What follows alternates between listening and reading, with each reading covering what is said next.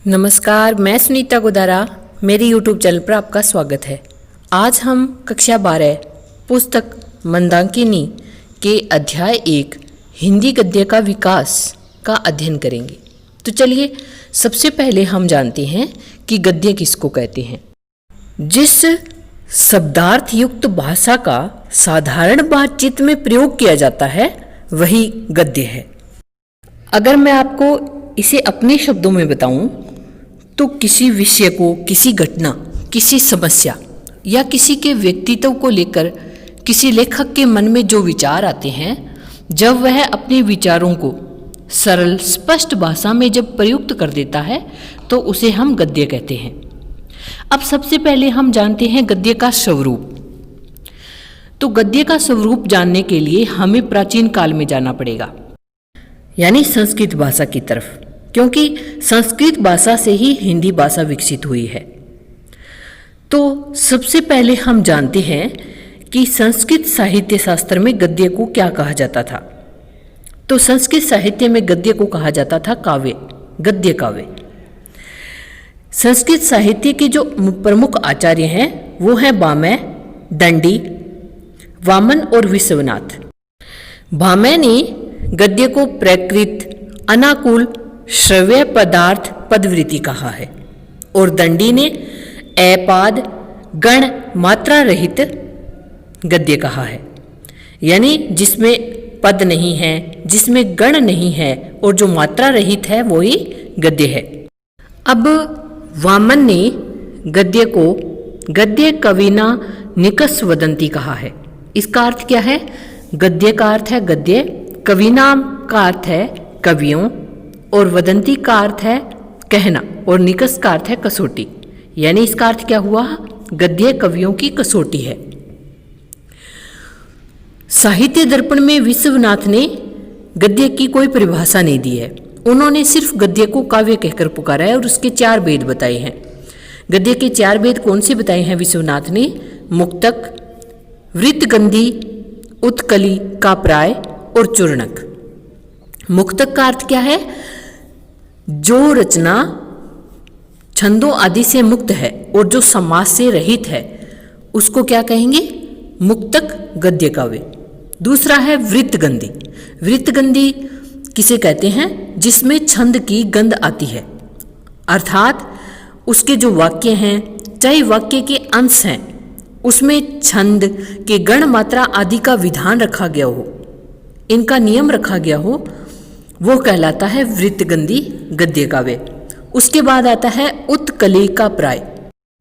इसमें गद्य है वो दीर्घ समास युक्त होता है। दीर्घ समास का अर्थ क्या होता है? जिसमें बड़े समास युक्त शब्दों का प्रयोग किया जाता है, वो होता है उत्कली का प्राय गद्य। उसके बाद आता है चूर्णक। चूर्णक का शब्द जो है वो चूर्ण शब्द से बना है। चूर्ण का अर्थ क्या होता है? जो जिसमें महीन छोटे छोटे दाने होते हैं उसको चूर्ण बोलते हैं।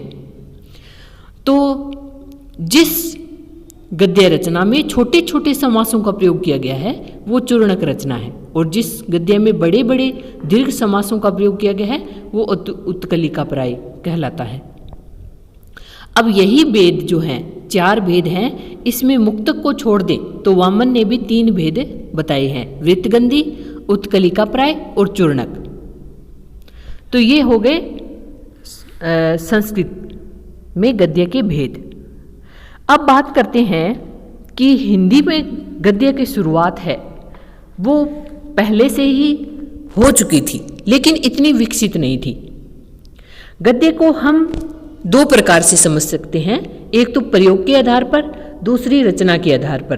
प्रयोग के आधार पर गद्य क्या है? जब 2 व्यक्ति आपस में बातचीत करते हैं तो वो गद्य है। कोई बड़ी बड़ी गोष्ठियाँ हो रही है, चाहे किसी सभा का आयोजन हो रहा है और उस सभा में जो भाषण बोले जाते हैं वो भी गद्य है। अगर हम कोई साधारण पत्र व्यवहार करते हैं, अपने परिवार से संबंधित हो, चाहे वो किसी संस्था से संबंधित हो, कार्यालय से संबंधित हो, तो उस पत्र व्यवहार को भी हम गद्य कहेंगे। और शास्त्र और विज्ञान के बहुत सारे विषय हैं, उसमें जो विश्लेषण किया जाता है, विवेचन किया जाता है, अनुशीलन किया जाता है, चाहे कोई अनुसंधान किया जाता हो, वो भी गद्य है।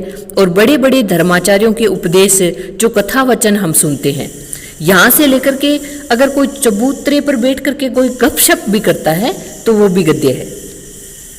अब ये तो हो गया प्रयोग के आधार पर, यानी जो कुछ हम बोलते हैं वो सारा गद्य है।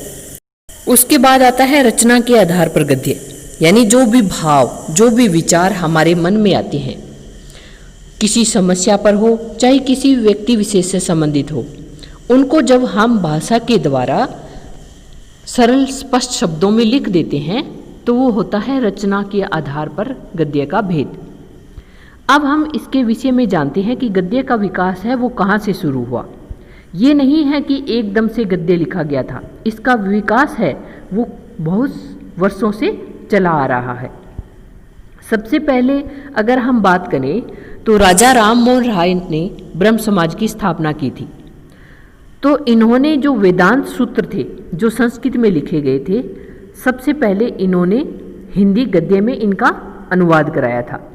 और इन्होंने एक पत्र भी लिखा था, बंगदूत, जो हिंदी भाषा में निकाला गया था। और इसी काल में बहुत सारे पत्र पत्रिकाएं और भी छपने लगी थी। जैसे 1826 ईस्वी में पंडित जुगल किशोर शुक्ल के द्वारा संपादित हिंदी का पहला पत्र निकला था, उदंत मारतंड, जो कानपुर से प्रकाशित हुआ था। यह हिंदी का प्रथम पत्र माना जाता है। और इसी परंपरा में आगे है बनारस अखबार निकला, जो राजा शिव प्रसाद सितारे हिंद के द्वारा संपादित किया गया। उसके बाद सुधाकर तारामोहन मिश्र के द्वारा संपादित किया गया और बुद्धि प्रकाश मुंशी सदा सुखलाल के द्वारा संपादित किया गया। इन सभी पत्र पत्रिकाओं ने हिंदी गद्य के विकास में अपना योगदान दिया, क्योंकि अब अगर हमें हिंदी पत्र पढ़ना है तो उसके लिए हमें हिंदी सीखनी पड़ेगी। तो धीरे धीरे क्या है, हिंदी के प्रति सभी की रुचि जागृत होने लगी। उसके बाद अगर हिंदी को सही मायने में किसी ने सबसे अधिक महत्व दिया या हिंदी गद्य का उदय हुआ तो वो हुआ भारतेंदु हरिश्चंद्र के द्वारा। उन्होंने हिंदी गद्य को न तो संस्कृत तत्सम शब्दावली से बोझिल होने दिया और न उर्दू फारसी के शब्दों के सार्थक प्रयोग को हतोत्साहित किया। यानी उन्होंने जहाँ पर जिस भाषा का या जिस भाषा के शब्द को उन्होंने उचित समझा वहाँ उसका प्रयोग किया। भारतेंदु जी के समकालीन ही थे राजा शिव प्रसाद सितारे हिंद और राजा लक्ष्मण सिंह। इन्होंने भी हिंदी गद्य के विकास में अपना महत्वपूर्ण योगदान दिया। उसके बाद भारतेंदु युग के जो अन्य लेखक हैं वो आपको बताती हूँ। देवकी नंदन खत्री, बाल मुकुंद गुप्त, बालकृष्ण भट्ट, प्रताप नारायण मिश्र, श्रीनिवास दास, राधा कृष्ण दास, राधाचरण गोस्वामी, बद्री नारायण चौधरी प्रेमगन और श्रद्धाराम फुलेरी, किशोरीलाल गोस्वामी और लज्जाराम मेहता, इन्होंने भी अपनी रचना के द्वारा गद्य को समृद्ध किया। इनमें जो चंद्रधर शर्मा गुलेरी हैं, इन्होंने 2 उपन्यास लिखे थे। एक तो चंद्रकांता और दूसरा उपन्यास था चंद्रकांता संतति। ये उपन्यास इतने अच्छे थे कि इनकी चर्चा है वो पूरे देश में ही फैल गई थी। तो लोगों ने इन उपन्यासों को पढ़ने के लिए हिंदी सीखी थी, यानी इतने प्रसिद्ध हुए ये हिंदी के उपन्यास। और स्वामी दयानंद सरस्वती द्वारा स्थापित आर्य समाज ने भी हिंदी गद्य के विकास में अपना योगदान दिया। और खुद स्वामी दयानंद सरस्वती ने अपना सत्यार्थ प्रकाश नामक जो ग्रंथ है वो हिंदी में लिखा था, जिसमें उन्होंने वैदिक धर्म की व्याख्या के बाद विभिन्न वेद विरोधी धर्म संप्रदायों का खंडन किया। उन्होंने उनमें आडंबरों और जो कुरीतियां थी उनका उन्होंने विरोध किया था। उसके बाद में आधुनिक युग में आचार्य महावीर प्रसाद द्विवेदी जी ने हिंदी गद्य में अपना योगदान दिया। इन्होंने 1900 ईस्वी में सरस्वती पत्रिका का प्रकाशन किया था। इस सरस्वती पत्रिका में हिंदी से संबंधित रचनाएं हैं वो ही छापी जाती थी। तो उस समय के जो लेखक थे उन्हें हिंदी में रचना लिखने का प्रोत्साहन मिला, यानी चाहे वो काव्य रचना हो या कोई गद्य रचना हो, वे हिंदी में रचनाएं लिखने लगे, क्योंकि इससे पहले जो रचनाएं लगभग लिखी जाती थी वो ब्रज भाषा, अवधी भाषा में लिखी जाती थी। तो कवि और लेखक है वो हिंदी में रचनाएं लिखने के लिए प्रोत्साहित हुए। इस समय सरस्वती पत्रिका भारत की हिंदी चेतना की सबसे सशक्त मंच बन गई थी।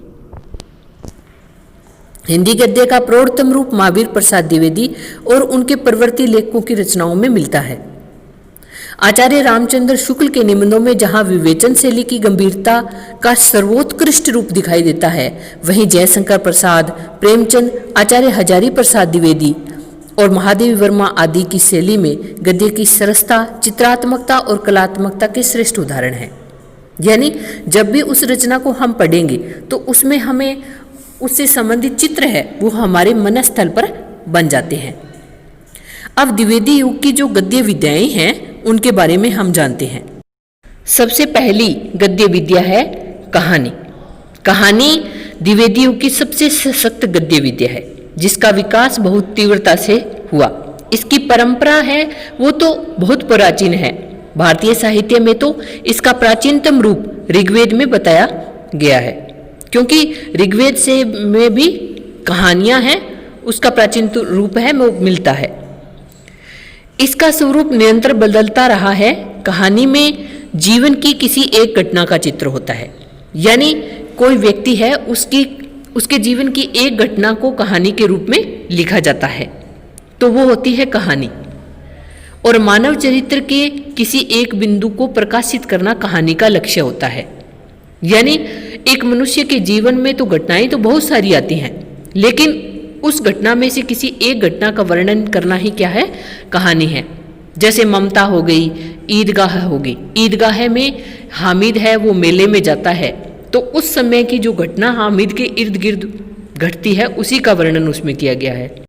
हामिद के पूरे जीवन का वर्णन उसमें नहीं है, बल्कि बचपन का वर्णन है। तो किसी एक घटना का वर्णन करना ही क्या कहलाती है, कहानी कहलाती है। अब दूसरी जो इसमें बात ध्यान रखने वाली है वो है कहानी के तत्व। तो कहानी में जो तत्व होते हैं वो है कथावस्तु, पात्र, देश काल और परिस्थिति या वातावरण भी कहते हैं। तो कथावस्तु क्या है कि कथावस्तु का अर्थ है यानी वो कहानी क्या है। फिर आते हैं पात्र, यानी उस कहानी के पात्र कौन है। फिर आते हैं देश काल और परिस्थितियां। काल का अर्थ होता है समय, यानी वो किस देश की कहानी है, किस समय की कहानी है। जैसे राजा महाराजा का जो समय था उस समय की कहानी है, या आज के आधुनिक समय की कहानी है। तो उस समय की जो परिस्थितियां हैं, चाहे वो सामाजिक हो, धार्मिक हो, राजनीतिक हो, उनका भी वर्णन है वो कहानी में होता है। अब बात आती है कि हिंदी में कहानी है वो कब लिखी जाने लगी।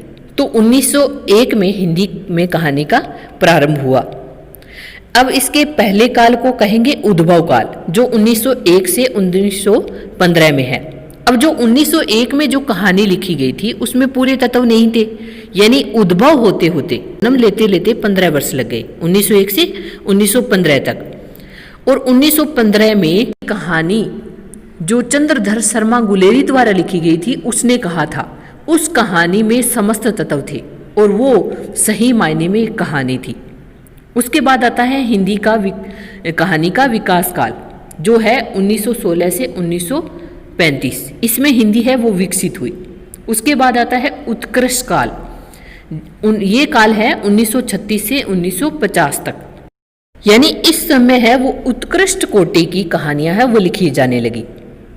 चौथा इसमें है प्रगति और प्रयोग काल, ये 1950 ईस्वी के पश्चात का काल है। इस समय जो कहानियां लिखी गई थी वो यथार्थ पर आधारित थी। उस समय की जो समस्याएं थी, उस समय के जो मूल्य थे, उस समय के परिवार और परिवार की परिस्थितियां कैसी थी, उन पर कहानी लिखी जाने लगी। उसके बाद हिंदी गद्य विद्या का अगला जो भेद है वो है एकांकी। आधुनिक एकांकी पाश्चात्य साहित्य की देन है, यानी हमने जो एकांकी, अब जो एकांकी लिखी जाती है वो हमने विदेशों से ग्रहण की है। यह नाटक साहित्य का वह नाट्य प्रधान रूप है जिसके माध्यम से मानव जीवन के किसी एक पक्ष, एक चरित्र, एक कार्य अथवा एक भाव की कलात्मक व्यंजना की जाती है। यानी आपको समझ में आया होगा, एकांकी शब्द है उसको सबसे पहले समझते हैं। एकांकी शब्द का अर्थ है एक प्लस अंक, यानी जिस में एक अंक होता है उसको एकांकी कहते हैं। यह नाटक का ही एक रूप होता है। जैसे नाटक जो होता है उसमें तो कई अंक होते हैं और एकांकी होती है उसमें सिर्फ एक अंक होता है। जैसे मान लीजिए जो रामलीला की जाती है उसमें राम से संबंधित उनके जन्म से लेकर के लंका जाने और वहाँ से लौटने तक का जो वर्णन किया गया है उसमें बहुत सारी कहानियाँ आती है। तो वो जो नाटक का मंचन रामलीला के रूप में किया जाता है उसमें कई अंक हैं। जैसे राम का जन्म है, फिर अयोध्या में निवास करना है, उसके बाद वनगमन है, उसके बाद लंका जाना है। इस तरह से जो अलग अलग अंक आ रहे हैं, लेकिन एकांकी में एक ही अंक का वर्णन होता है। जैसे मान लीजिए जो दशरथ हैं उनके द्वारा राम को वनवास दिया गया था, उस घटना का जब पात्रों के द्वारा मंचन किया जाता है तो वो हो गई एकांकी। सिर्फ उस घटना का वर्णन हो तो वो एकांकी है, पूरी घटना का वर्णन हो तो वो नाटक है। नाटक और एकांकी में वही अंतर है जो उपन्यास और कहानी में है। इसमें जो तत्व होते हैं वो हैं कथावस्तु, पात्र विधान, संवाद और रंग संकेत।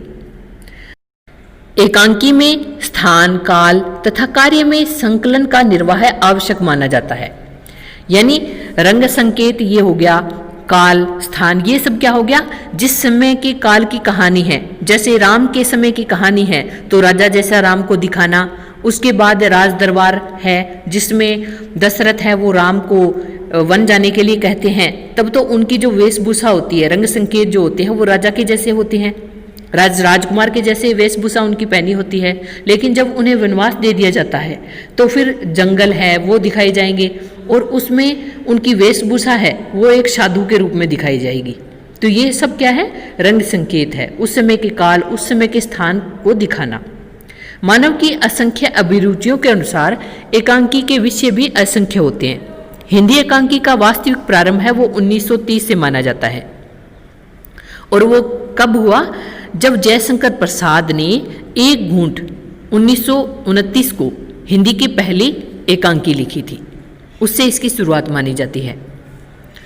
अब आता है निबंध। निबंध जिसका अर्थ होता है बांधना या रोकना। नी का अर्थ हो गया नियम, बंध का अर्थ है बंधना, यानी जो नियमों में बंधा हो वो निबंध है। इसके जो रूप हैं वो हैं प्रबंध, लेख, रचना और प्रस्ताव। वास्तव में निबंध उस रचना को कहा जाता है जिसमें लेखक है वो निर्व्यक्तिक ढंग से किसी विषय पर प्रकाश डालता है। निर्व्यक्तिक का मतलब है उसमें कोई व्यक्ति नहीं होता है, बल्कि किसी घटना पर, किसी समस्या पर वह अपने विचार लिखता है, वो निबंध कहलाते हैं। अब स्वच्छंदता, सरलता, आडंबरहीनता और आत्मीयता ये निबंध के प्रमुख गुण होते हैं। अब हिंदी जो निबंध है उनका काल विभाजन हम करते हैं तो सबसे पहले आता है भारतेंदु काल जो 1850 से 1900 का काल है। उसके बाद आता है द्विवेदी शुक्ल काल जो 1901 से 1947 तक था। उसके बाद आता है अधुनातन काल जो 1948 के पश्चात निबंध लिखे गए। अंतिम काल में विचार प्रधान और भाव प्रधान, प्रतीकात्मक, मनोवैज्ञानिक, हास्य व्यंग्यात्मक प्रधान और वर्ण प्रधान निबंध है वो लिखे गए। अब आगे गद्य की विद्या है रेखा चित्र। जिस प्रकार कोई चित्रकार है वो थोड़ी सी रेखाओं के द्वारा सजीव चित्र बना देता है, उसी प्रकार थोड़े से शब्दों में किसी वस्तु अथवा घटना का चित्रण करना ही क्या कहलाता है, रेखा चित्र कहलाता है। यानी एक चित्रकार है वो तो किसी रेखा के द्वारा चित्र बनाता है और जो लेखक है वो अपनी शब्दों की जो रेखाएं हैं उनके द्वारा किसी वस्तु का या व्यक्ति का चरित्र बताता है, तो उसे कहा जाता है रेखा चित्र। इसमें अनुभूत जीवन का सत्य व्यक्त होता है और रेखा चित्र में एक ही वस्तु, घटना या चरित्र प्रधान होता है जिसमें संबंधित प्रमुख विशेषताओं को उभारा जाता है। यानी किसी एक वस्तु या किसी एक घटना या किसी एक चरित्र के बारे में ही उसमें बताया जाता है। रेखाचित्र और संस्मरण में विभाजक रेखा खींचना यानी इन दोनों के बीच में भेद स्थापित करना है वो अत्यंत कठिन होता है और ये परीक्षा में भी पूछा जाता है कि रेखाचित्र और संस्मरण में अंतर बताइए। तो संक्षेप में अगर समझें तो रेखाचित्र है वो वस्तुनिष्ठ है और संस्मरण है वो व्यक्तिनिष्ठ है। यानी रेखाचित्र में तो किसी वस्तु घटना का वर्णन होता है और संस्मरण है उसमें किसी व्यक्ति का वर्णन होता है। यथार्थ अनुभूति, संवेदनशील दृष्टि और तटस्थ और सूक्ष्म निरीक्षण रेखाचित्र के आवश्यक गुण हैं। यानी यथार्थ अनुभूति का अर्थ क्या है? पहले लेखक है उस चीज को अनुभव करेगा, उसके बाद में उसके मन में उसके प्रति संवेदना जागृत होगी, फिर उसके मन में तटस्थ यानी वो उस व्यक्ति और उस घटना से अपने को बिल्कुल अलग कर लेगा और उसमें जो सही और सच्ची बात है वो ही उसमें लिखेगा। हिंदी में सबसे पहला रेखाचित्र है वो 1929 में पंडित पद्म सिंह शर्मा द्वारा पद्म पराग लिखा गया था। हिंदी गद्य की अगली विद्या है संस्मरण। संस्मरण शब्द को पहले हम समझ लेते हैं। संस्मरण का अर्थ क्या है? सम प्लस स्मरण। स्मरण यानी याद करके, यानी जिस घटना जिस व्यक्ति के व्यक्तित्व को हम याद करके लिखते हैं वो संस्मरण है। और संस्मरण कब लिखेंगे हम? किस व्यक्ति का लिखेंगे? जो व्यक्ति हमारे लगातार संपर्क में रहा है, जिससे हमारा गहरा संपर्क है, जिस स्थान से हमारा गहरा संपर्क है, तो उसी के बारे में हम संस्मरण लिखते हैं। और संस्मरण जो होता है वो अतीत की स्मृतियों से जुड़ा होता है और संस्मरण में हम उससे व्यक्तिगत है वो गहरे संपर्क में जुड़े होते हैं, तो उसकी छोटी से छोटी बात है वो हमें पता होती है। तो संस्मरण में लेखक है जब महत्वपूर्ण बातों को बताता है तो उसके साथ वह उससे संबंधित छोटी से छोटी बात को भी सूक्ष्मता के साथ प्रस्तुत करता है। और एक और बात है कि जो इसमें संस्मरण में जो गुण होते हैं वो होते हैं, एक तो तटस्थ रहना। तटस्थ रहना यानी कि जब हम संस्मरण किसी के बारे में लिख रहे हैं तो उसके गुण और दोषों दोनों को के बारे में हम लिखते हैं। दूसरा है उसका सूक्ष्म विश्लेषण किया जाता है, यानी उसकी छोटी सी छोटी बात को भी हम बताएंगे। तीसरा है उसका सजीव चित्रण करना, यानी उसको पढ़ने से एक पाठक को ऐसे लगना चाहिए कि वो व्यक्ति है वो मेरे सामने खड़ा है। चौथा है कि जिस व्यक्ति के बारे में वो लिख रहा है उसके प्रति उसके मन में सहानुभूति भी होनी चाहिए। और पांचवा है सहज स्वाभाविकता। इसके साथ साथ आपने देखा होगा कि जैसे मान लीजिए भक्तिन जो एक संस्मरण है जो महादेवी वर्मा द्वारा लिखा गया है। भक्तिन है वो महादेवी वर्मा की सेविका होती है जो गांव से शहर में कमाई करने के लिए आती है। महादेवी वर्मा है उसे अपने घर का काम करने के लिए, भोजन बनाने के लिए रख लेती है। तो वो बहुत वर्षों तक है वो महादेवी वर्मा के पास रहती है, तो उसके जीवन की प्रत्येक घटना का महादेवी वर्मा को पता होता है। उसका कैसा व्यवहार है, उसमें क्या गुण है, उसमें क्या दोष है। तो महादेवी वर्मा है वो भक्तिन जब संस्मरण लिखती है तो उसमें गुणों, उसके दोषों को, उसकी पूरे जीवन की कहानी है वो लिखती है। तो ये हो गया संस्मरण। अब आपको अच्छे से समझ में आ गया होगा। अब हम आगे पढ़ते हैं। हिंदी गद्य की अगली विद्या है आत्मकथा। आत्मकथा यानी अपनी कथा। इसमें लेखक स्वयं अपने बीते हुए जीवन का अवलोकन करता है और एक व्यापक पृष्ठभूमि में अपने जीवन के महत्व को दिखाता है। अब कोई भी लेखक जब अपनी आत्मकथा लिखता है तो उसका कोई न कोई उद्देश्य जरूर होता है। तो आत्मकथा के 3 उद्देश्य हैं। एक तो आत्मांकन करना, दूसरा आत्म परिष्कार करना और तीसरा है आत्मोन्नति करना। आत्मांकन करना मतलब अपना अंकन करना कि मैं कैसा हूँ, अच्छा हूँ या बुरा हूँ। दूसरा है आत्म परिष्कार करना, अगर उस व्यक्ति के अंदर कोई गलत विचार हैं, कुछ भाव हैं और दोष हैं तो उनको दूर करना। आत्मोन्नति करना और अपनी आत्मा को उन्नत बनाना, उच्च बनाना। अब ये जो अनुभव लेखक अपनी आत्मकथा में लिखता है उन अनुभवों को दूसरे भी पढ़ते हैं तो उससे वो लाभ भी उठाते हैं। तो इन तीनों उद्देश्यों को ध्यान में रखना चाहिए। अब एक जो और बात है कि लेखक है वो आत्मकथा में अपने जीवन पर प्रकाश डालता है, तो उस समय की जो युग विशेष की बात होती है वो भी अपने जीवन के माध्यम से वह बताता है। यानी उस समय का वातावरण कैसा था, उस समय की सामाजिक, धार्मिक, राजनीतिक परिस्थितियां कैसी थी, उसका भी उसके जीवन के साथ बोध होता है। आत्मकथा लेखन के दो दोष भी हैं, एक तो है आत्मश्लाघा और एक है आत्मसंकोच।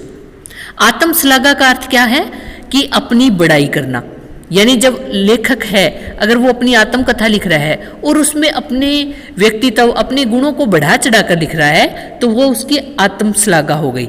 और आत्मसंकोच का अर्थ है अपने जो दोष हैं उनको लिखते समय संकोच करना या उनको लिख न पाना। तो इन दोषों को भी ध्यान में रखना चाहिए। जब भी लेखक अपनी आत्मकथा लिखेगा तो वह इन दोनों दोषों से परे होकर के, यानी तटस्थ होकर के लेखक आत्मकथा लिखेगा। और तटस्थ होकर जब लिखेगा तो वह अपने गुण और दोषों दोनों को प्रकट करेगा। हिंदी में भारतेंदु हरीशचंद्र ने अपनी आत्मकथा लिखी। इनका जो पूरा जीवन था वह 1850 से 1885 ईस्वी तक था, यानी 35 वर्ष की आयु पूर्ण करने के बाद इनकी मृत्यु हो गई। हिंदी गद्य की अगली विद्या है यात्रा वर्णन। यात्रा वर्णन जैसे नाम से स्पष्ट है, किसी की हमने यात्रा की और जब हम उसको शब्दबद्ध कर देंगे, उसको लिख देंगे, तो वो हो गया यात्रा वर्णन। अब यात्रा हम एक व्यक्ति की मूल प्रवृत्ति होती है। अगर कोई ऋतु परिवर्तन हुआ, ऋतु परिवर्तन यानी ग्रीष्म ऋतु है, वर्षा ऋतु है, तो ऐसे मौसम में जैसे लोग हैं कई पहाड़ों पर बर्फ जमने पर वहाँ देखने के लिए जाते हैं, जैसे हिमालय पर्वत की बर्फ है, कैलाश पर्वत की बर्फ है, उसको देखने के लिए लोग यात्राएं करती है। अब जो वो यात्राएं करते हैं उनके मन में जो उस समय प्रकृति को देख कर के जो भी भाव आते हैं, जब उनको एक साहित्यकार, एक लेखक जब शब्दबद्ध कर देता है तो उसको यात्रा साहित्य या यात्रा वर्णन कहते हैं। यात्रा वर्णन है वो एक आधुनिक गद्य विद्या है और पाश्चात्य संपर्क में आने के बाद में यात्रा वर्णन लिखे जाने लगे।